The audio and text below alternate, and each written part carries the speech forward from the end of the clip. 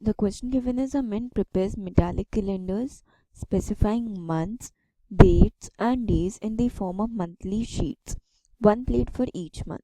How many types of February calendars should it prepare to serve for all the possibilities in the future years?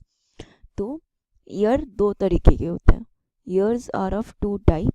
One is leap year and second is non-leap year.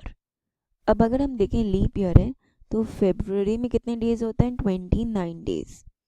And अगर non leap year है तो February में होते हैं 28 days.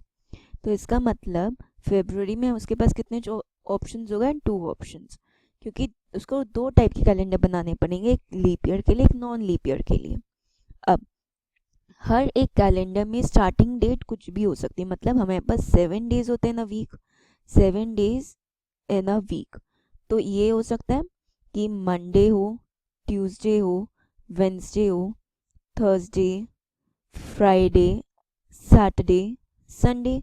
इन सातों में से कोई भी डेज हो सकता है for both the calendars starting date. ठीक है, तो हमारे पास कितने ऑप्शंस आ गए यहाँ से 7. तो हमारे total number of possibility, total number of calendars कितने होंगे, टोटल नंबर ऑफ कैलेंडर्स ये हो जाएंगे हमारे पास 2 इंटू 7.